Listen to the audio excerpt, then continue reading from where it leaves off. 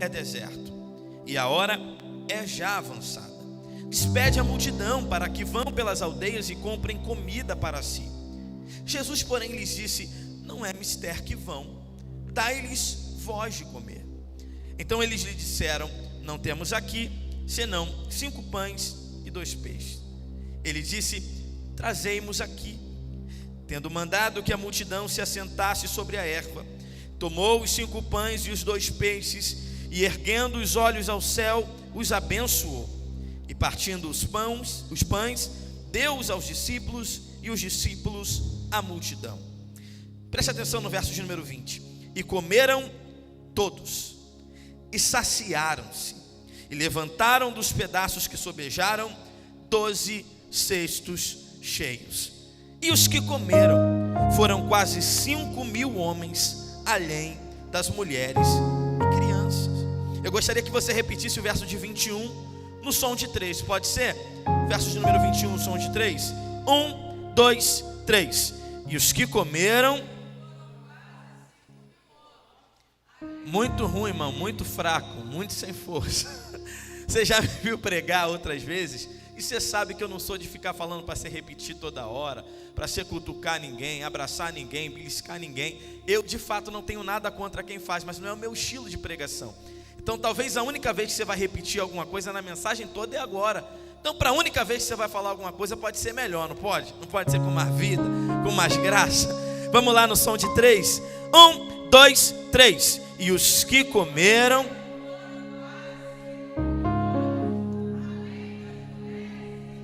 Se você quiser e puder, diga amém.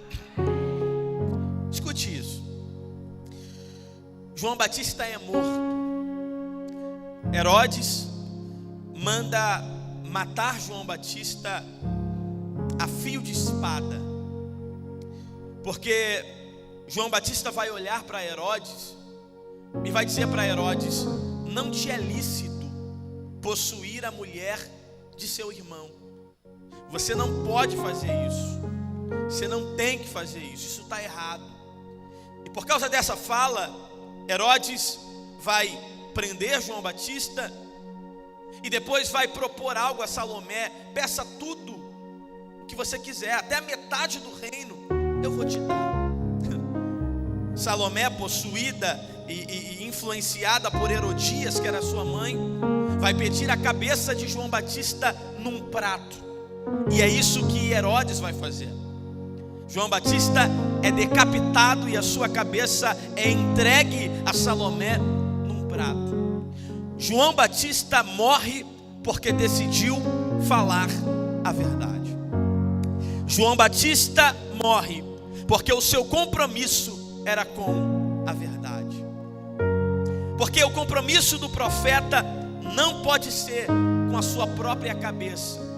O compromisso do profeta precisa ser com a verdade.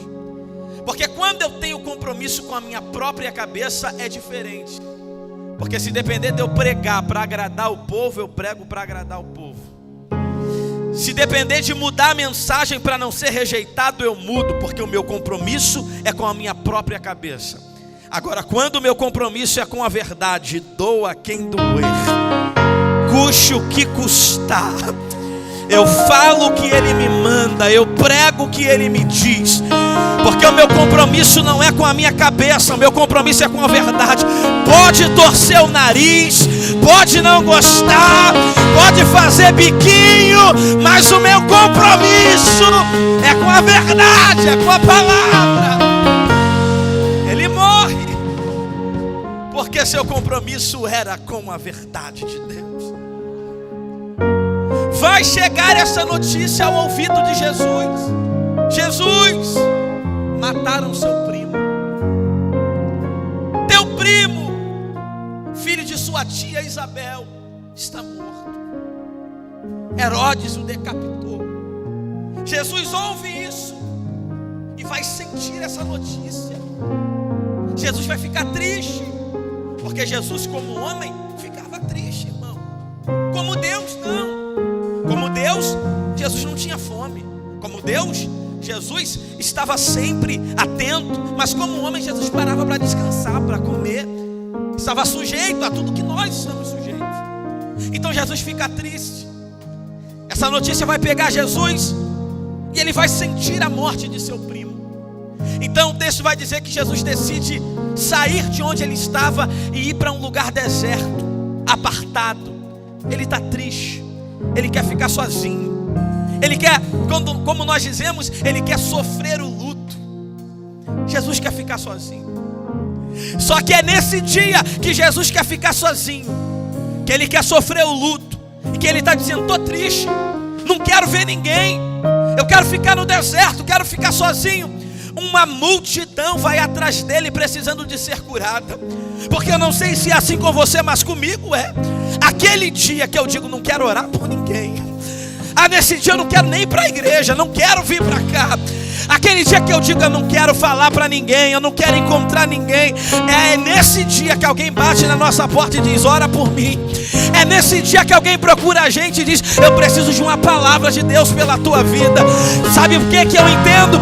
É que o chamado sempre vai falar mais alto do que a dor. Meu Deus do céu, talvez eu vim falar para alguém que talvez nessa manhã buscou forças onde não tinha, só para estar aqui, porque a sua humanidade diz: não acorda não, fica aí, descansa um pouco, dorme um pouco, vai ver a Netflix, vai ver televisão. Só que tem alguém que mesmo cansado, que mesmo doendo, mesmo sangrando, mesmo cabisbaixo, diz: a dor não vai me parar, a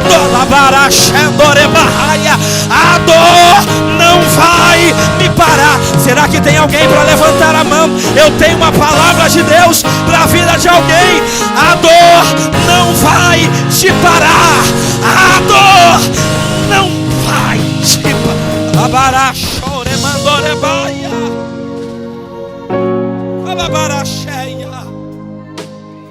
Vai doendo, mas vai. Vai sangrando, mas vai. Vai cansado, mas vai, mas vai, mas vai. Não para, não para, não para. Tem uma palavra do céu: você está proibido de parar. Você está proibida de parar. Não para, não para. Tem uma nuvem de glória descendo esta manhã para dizer para alguém: não para, não para.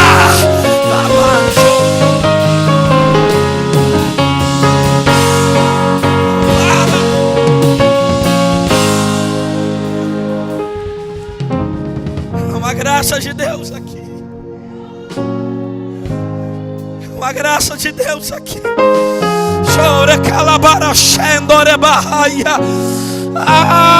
Talvez eu estou falando para alguém que chegou dizendo: é meu último culto, não faço mais. Não coloco a mão para fazer. Não vou parar, vou desistir. Só que tem uma graça, só que tem uma unção descendo agora. Ai meu Deus, a irmã Ana falou de renovo e eu creio nisso. Tem um renovo do céu descendo e Ele está dizendo: eu não te deixo parar, eu não te deixo parar, eu não te deixo parar. Há um grito do Espírito Santo: eu não te deixo parar.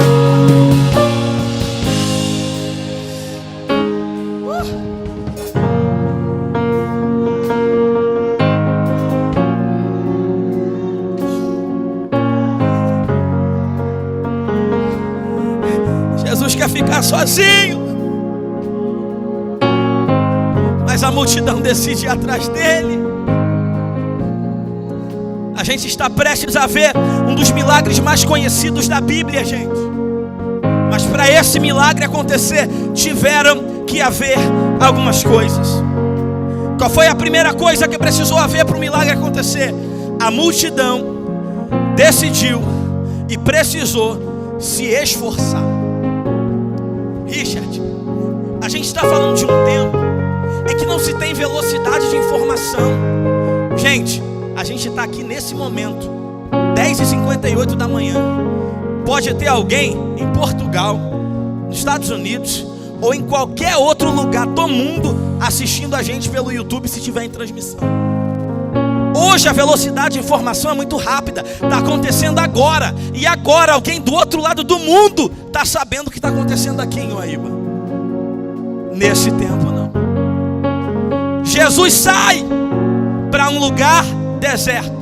Ele quer ficar sozinho. Então ele não diz para ninguém aonde estava indo, gente. Então qual foi o primeiro esforço da multidão? Saber onde Jesus estava. Jesus não sai dizendo: se quiser me encontrar, vá em tal lugar que vocês vão me encontrar. Então você entende que numa sociedade, num tempo em que não se tinha rede social, Google para pesquisar, Instagram, a multidão precisou correr atrás dele. Talvez passava lá em Cafarnaum. Jesus passou aqui. A paz passou. Lembra da filha de Jairo que tinha morrido?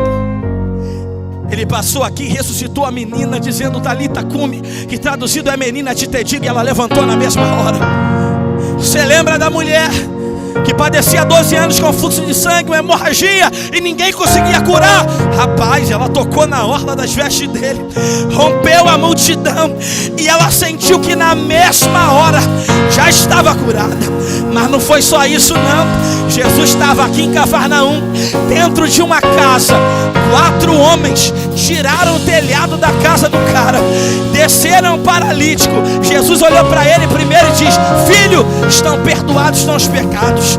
Aí a galera ficou alvoroçada dizendo: quem é esse que pode perdoar pecados, se só Deus pode perdoar pecados? Jesus ficou meio bolado, olhou para a multidão e diz: qual que é mais fácil? Dizer para ele: perdoados estão seus pecados, ou levanta, toma o teu leite e anda?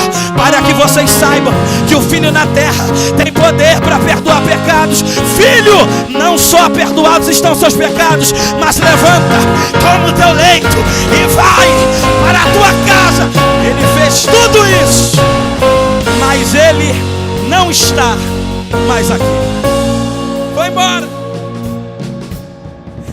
Parece que eu vejo a multidão indo lá para o lado de Jericó e perguntando: Jesus está aqui? E alguém diz: passou por aqui. Tinha um cego aí que mendigava à beira do caminho. O cego começou a dizer: Jesus, filho de Davi, tem misericórdia de mim.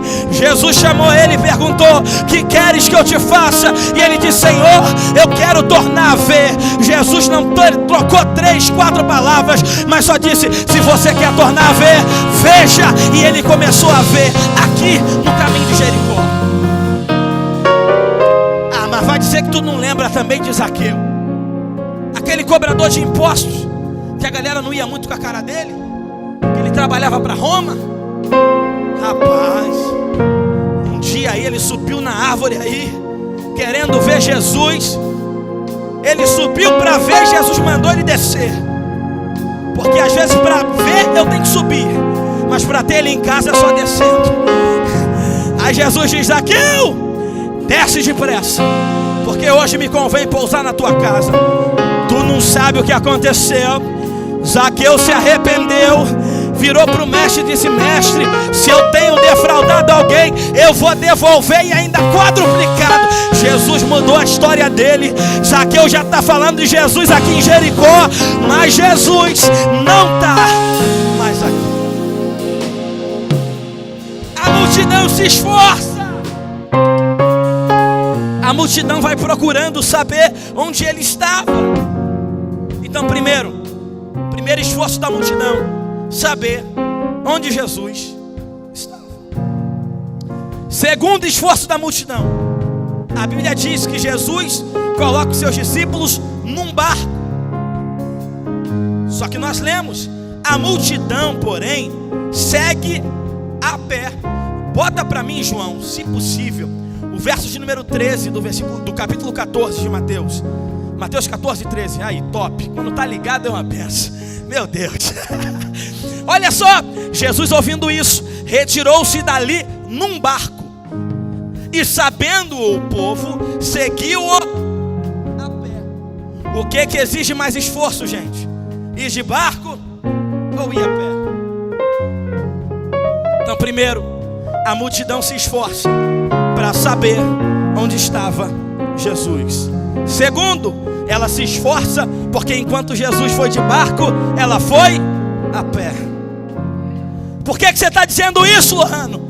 Porque para haver milagre, precisou haver esforço. O problema é que muitas vezes a gente quer um milagre sem se esforçar. Eu vou falar, se você deixar eu vou falar. Muitas vezes a gente quer milagre achando que Jesus vai fazer o que é pra gente fazer. Quem cura é Ele, mas quem se esforça é a multidão. Eu vou falar isso aqui, porque abrir a porta de emprego Ele pode abrir, mas colocar o currículo não vai ser Ele que vai colocar. Te fazer lembrar na hora da prova Ele pode fazer, mas estudar por você não vai estudar. As portas se abrirem, Ele que faz, mas ir atrás, colocar, trabalhar é você. Eu estou falando para alguém que Jesus não vai fazer o que é para você fazer, mas tem um refrigério para a tua alma. Qual é?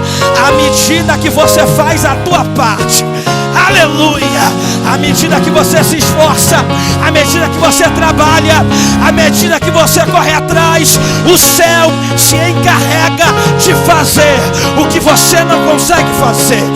Ah, meu Deus do céu, sabe o que o céu está dizendo para alguém?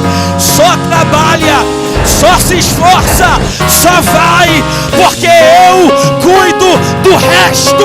Eu cuido do... Oh, meu Deus do céu, olha aí como Ele nessa manhã vai onde você não consegue ir, faz o que você não consegue fazer, entra onde você não consegue entrar. Só vai, que Ele se encarrega do restante. Porque muitas vezes nós queremos viver o extraordinário sem fazer o ordinário. O extraordinário é Deus quem faz, e o ordinário, eu. Os milagres da Bíblia são feitos assim. Qual é o extraordinário? Abrir o mar vermelho. E o ordinário? Estender a vara. Qual é o extraordinário? Abrir o Jordão. Qual é o ordinário? Colocar o pé com fé no Jordão. Qual é o extraordinário? Estancar o fluxo da mulher. Qual é o ordinário? Romper a multidão e tocar na orla das vestes dele. Qual é o extraordinário? Ah, meu Deus do céu, vou falar. Qual é o extraordinário? Ressuscitar a filha de um príncipe da sinagoga. Mas qual é o ordinário? Ir até Jesus e dizer: Jesus, vai na minha casa, porque na minha casa está precisando de um milagre. Ah, qual é o ordinário? O extraordinário é curar o paralítico. Mas qual é o ordinário? Pega aí, brita, pega aí, talhadeira, vamos tirar esse telhado e colocar esse paralítico na presença dele. Eu estou falando para alguém que até hoje tem feito o ordinário, está trabalhando, está estudando, está indo atrás, está batalhando, e parece que nada abre, parece que nada flui, parece que nada acontece. Qual é a palavra de Deus essa manhã, Lohano? Continua fazendo o ordinário, porque à medida que você faz o ordinário, deixa o extraordinário com o céu, deixa o extraordinário com Ele. Ele te fará viver o extraordinário.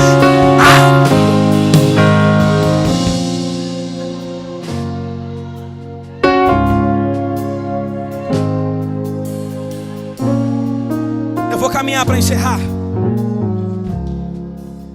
Primeira coisa que precisou haver para o milagre acontecer: esforço da multidão. E qual foi a segunda coisa que precisou haver para o milagre acontecer, Lohano? A disponibilidade de um menino. A hora está passando, Já está tarde, o tempo vai passando. Alguém olha para Jesus e diz: Jesus, está tarde já. Manda a multidão embora, para eles irem comprar comida. Jesus olha para eles e diz: como assim? A gente vai mandar essa multidão toda embora sem ser alimentada? Deem vocês de comer para ela. Aí o texto diz em João que Jesus vai olhar para Filipe e vai dizer: Filipe, o que a gente vai fazer para alimentar essa multidão? Filipe vira para Jesus e diz: Jesus, nem mesmo 200 dinheiros seriam capazes de alimentar essa multidão. Mas olha só o que João disse no seu texto.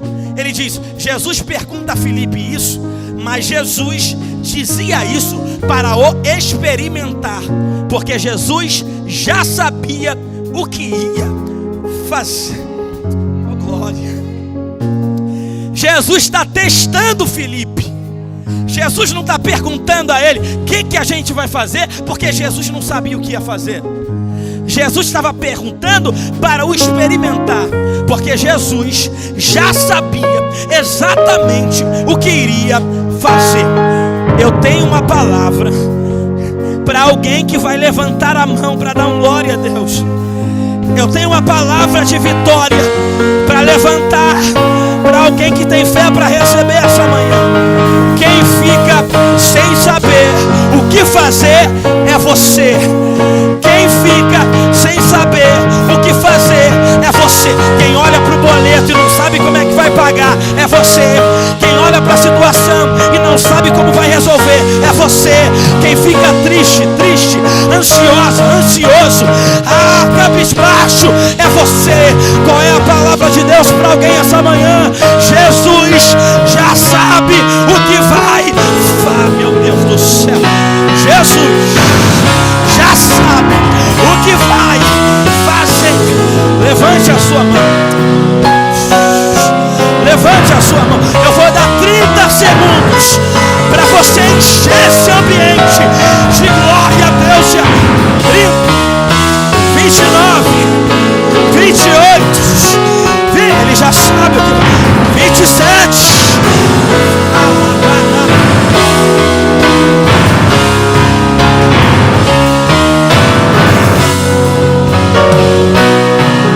Ele já sabe.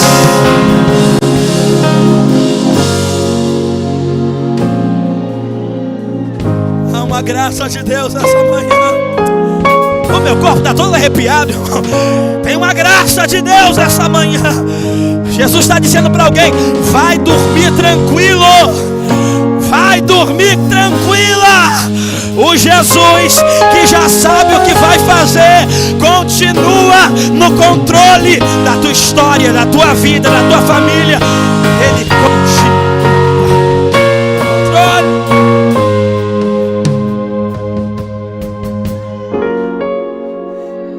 Agora o milagre toma uma outra proporção.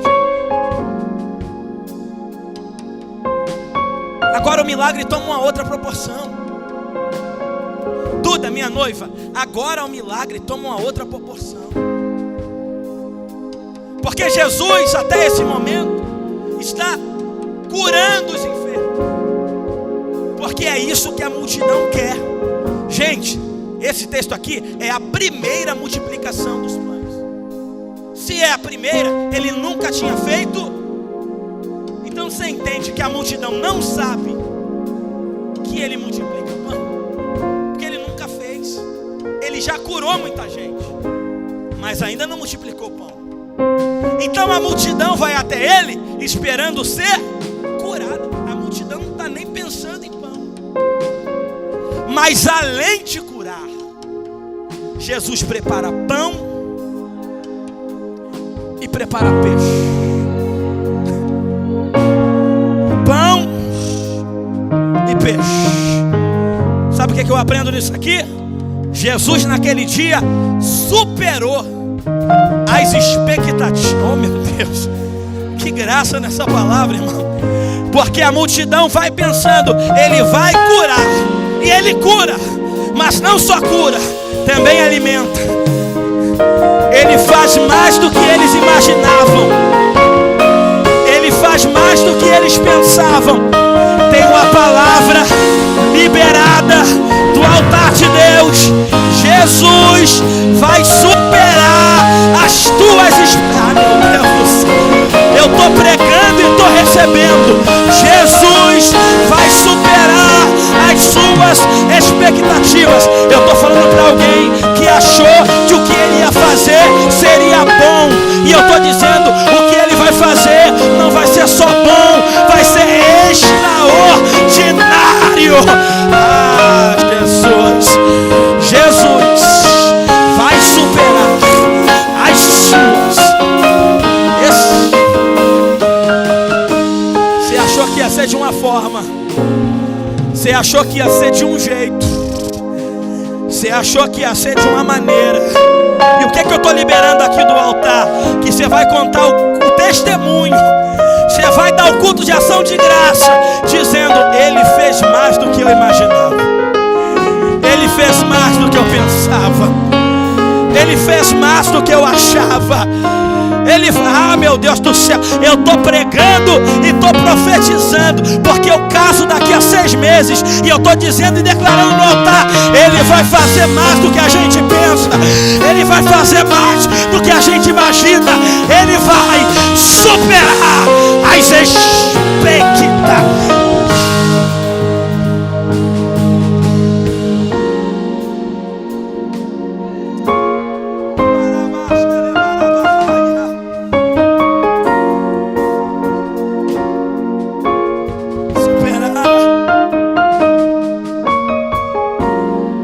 Precisou haver a disponibilidade de um menino. Por que, Lohan? Porque os discípulos vão começar perguntando: tem alguém aí que tem alguma coisa para comer?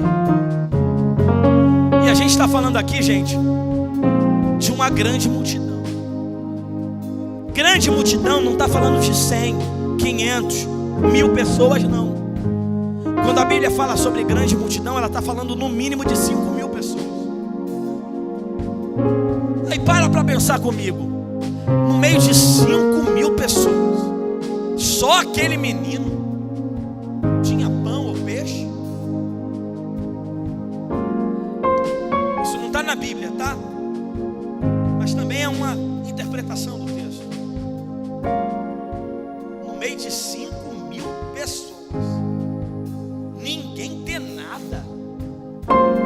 Estranho, mano. Sabe o que eu acredito? Que talvez tinha até alguém ali com pão, com peixe. Mas quando os discípulos passaram perguntando: tem alguém que tem aí? Alguém botou a mão na cabeça e disse: eu até tenho, mas eu não vou tirar da minha casa para dar para Jesus. Poxa, tem até um pãozinho aqui, mas eu vou comer daqui a pouco, é o meu lanche da tarde. Poxa, até acabei de pescar um peixe lá, mas eu estava pensando em comer ele assado na brasa. Não vou dar para discípulo nenhum. Então sabe o que eu entendo? Que a questão aqui no texto não é sobre quem tinha, é sobre quem estava disponível para Jesus usar. Permita-me dizer isso. Talvez tinha gente lá até com mais pão e peixe do que o menino, mas quando alguém pergunta: está disponível? Não estava. Você entende que o reino do céu não é baseado em quantidade. O reino do céu é baseado em disponibilidade. É por isso que a gente vê às vezes um irmão que às vezes nem canta tão bem, mas está aqui cantando e adorando com fervor.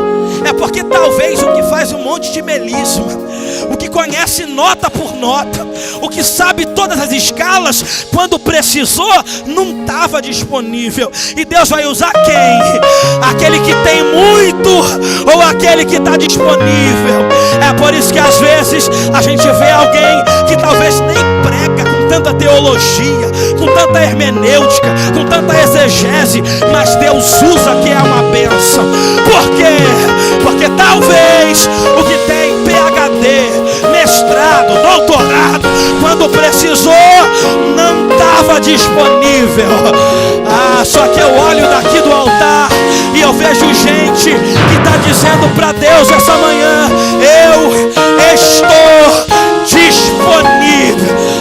Meu Deus, eu poderia sim estar deitado, eu poderia sim estar assistindo Netflix, eu poderia sim estar fazendo trocentas outras coisas, mas Pai, eu estou disponível. Será que você pode levantar a sua mão e declarar isso para Ele?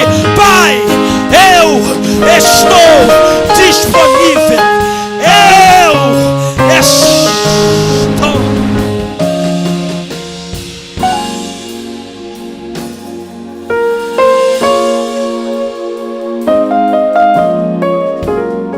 Gente, permita-me dizer isso. E eu acho que eu posso falar um pouco disso aqui, porque eu estou aqui também todo sábado. Nós poderíamos, num culto desse sábado, nós estarmos aqui com 4, 5, 6 pessoas no louvor.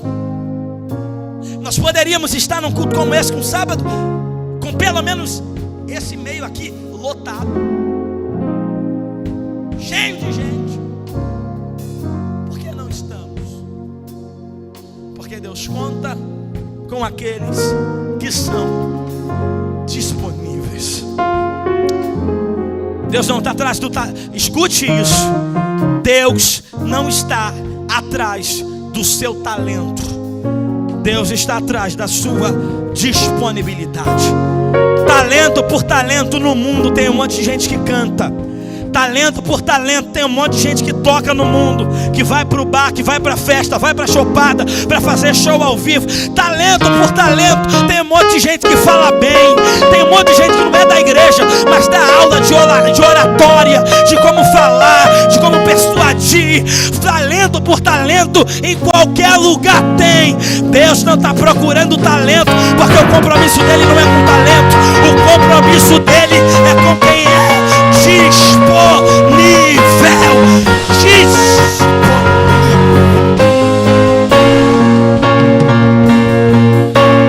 Disponibilidade. Fique em pé comigo, por gentileza. Eu vou encerrar.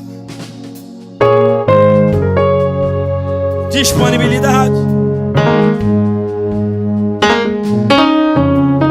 Jesus pega os 5 pães e 2 peixes,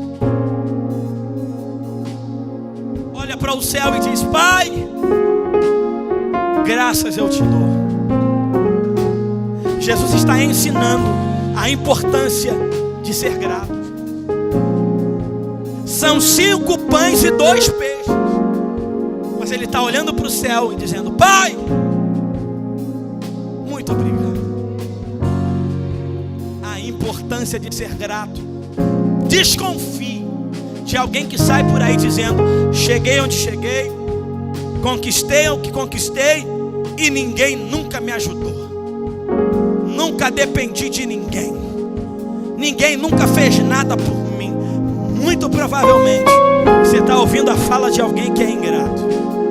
Porque a gente precisa entender que o nosso milagre passa por pessoas.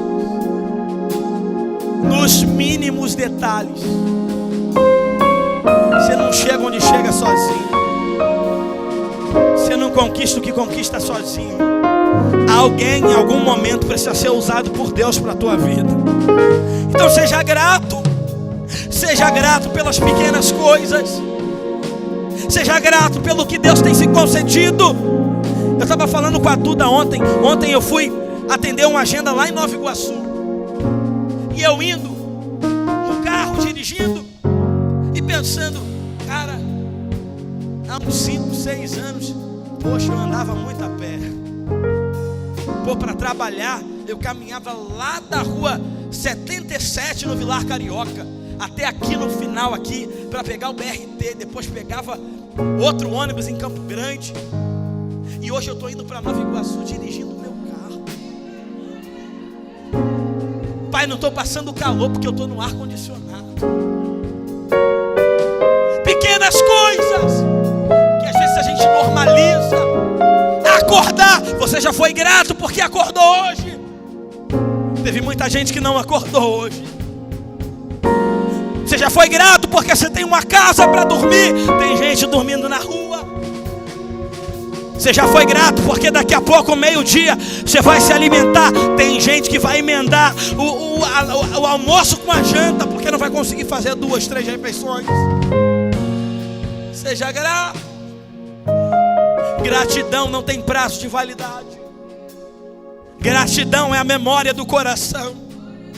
Será que tem alguém hoje para você mandar uma mensagem e dizer: eu sou grato a Deus pela tua vida?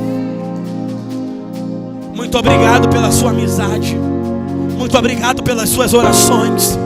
Muito obrigado por não desistir de mim. Muito obrigado por lembrar da minha vida. Seja grato ao Senhor. Seja grato a Ele. Ele agradece. Eu encerro aqui. Ele dá aos discípulos e os discípulos dão à multidão. Veja como o nosso milagre passa por pessoas. Jesus podia simplesmente pegar o pão, multiplicar e dar à multidão. Ele pega, multiplica, dá aos discípulos. E os discípulos à multidão. O milagre passa por pessoas. O milagre passa por conexão. E eu quero encerrar declarando uma palavra profética sobre a sua vida. Deus preparará as conexões certas para o teu milagre acontecer. Deus vai te conectar com as pessoas certas. Eu quero profetizar: você não vai ficar perdendo tempo em lugares onde não vai te acrescentar nada, onde não vai te fazer mudar de nível, onde não vai mudar a tua história. Você não vai perder tempo. Deus vai te conectar com as pessoas certas. Tem uma conexão do céu vindo a teu respeito. Eu quero profetizar: alguém vai lembrar do teu nome, alguém vai lembrar do teu endereço, alguém vai lembrar do teu número, vai ligar para você. Tem uma conexão do céu chegando ao teu respeito ainda por esses dias. Feche os seus olhos. Feche os seus olhos. Pai, nós queremos te agradecer porque a tua palavra foi pregada. Queremos te agradecer porque tomamos posse do que foi pregado aqui essa manhã. Que à medida que nós nos esforçamos, à medida que nós fazemos a nossa parte, à medida que nós vamos para cima, arregaçamos as mangas, o céu se encarregará de fazer o extraordinário ao nosso favor. Também acreditamos que o nosso milagre passa por pessoas e que o Senhor por esses dias preparará as conexões certas a nosso respeito. O Senhor vai colocar nós no ambiente que o Senhor quer. O Senhor vai nos colocar onde o Senhor quiser.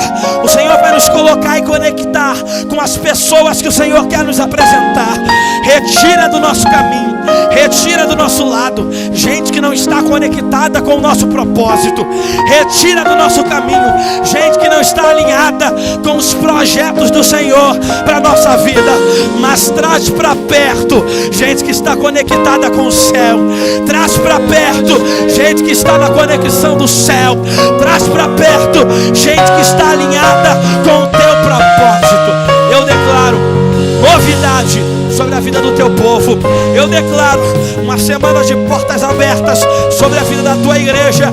E os que concordam com essa palavra, aplauda ao nome de Jesus. Aplauda forte, aplauda forte.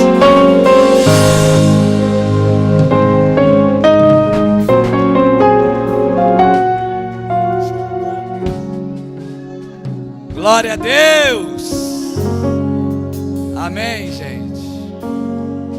Guarda essa palavra no teu coração. Amém. Ela vai dar fruto na sua vida, na minha vida, na nossa vida. Eu creio que essa palavra veio do trono para a nossa vida. Amém. Glória a Deus. Quem foi abençoado nessa manhã abençoada?